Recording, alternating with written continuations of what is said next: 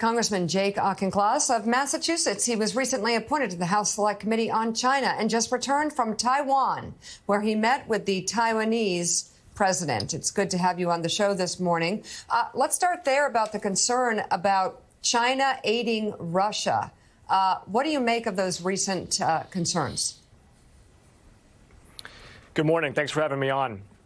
China would be aiding and abetting war crimes were they to provide weapons to Russia. I think the Biden administration is doing the right thing by selectively leaking intelligence proactively and using that to warn China that there will be accountability should they do so.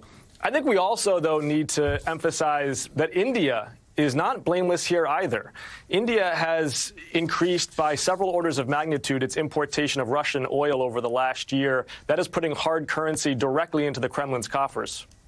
So, Congressman, good morning. Jonathan Lemire. Let's hear a little more about your trip to Taiwan and the concerns they have about potential China aggression, whether in the near or long term.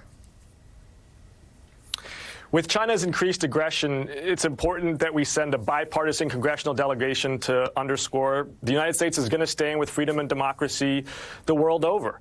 And I had two big takeaways. First is on security. Second is on semiconductors. On the security front, the Taiwanese are prepared. They are pragmatic, and they are not panicked. They do need us to expedite our arms sales to Taiwan, and we also need to work with them on energy security. You know, right now we've got a strategy with Taiwan called the Porcupine strategy, where we arm them to the teeth with asymmetric weapons to allow them to fight off an invasion from a bigger power. And I asked one of the Taiwanese officials, are you bought in to the porcupine strategy? He said yes, but remember that while a porcupine can't be eaten, it can be starved.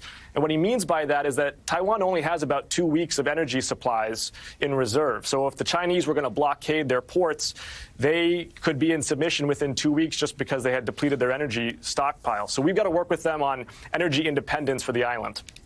The second is on semiconductors. As you know, last year, Congress passed major investment in semiconductor manufacturing for the United States. We should be working very closely with Taiwan to make that a success. And Secretary Raimundo recently gave a speech at Georgetown underscoring her plans for implementing the CHIPS Act, and it was pitch perfect.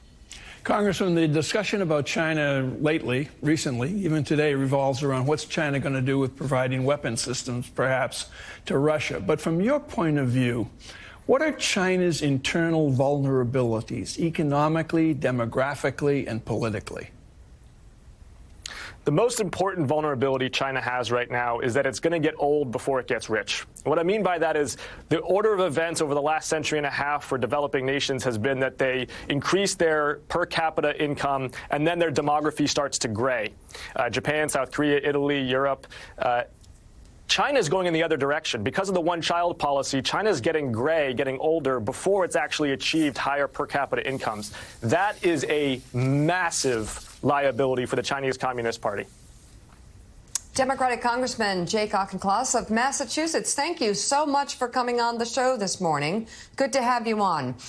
And now to this. In a new round of layoffs, 200 Twitter employees were reportedly forced out of their positions over the weekend. The layoffs come after the company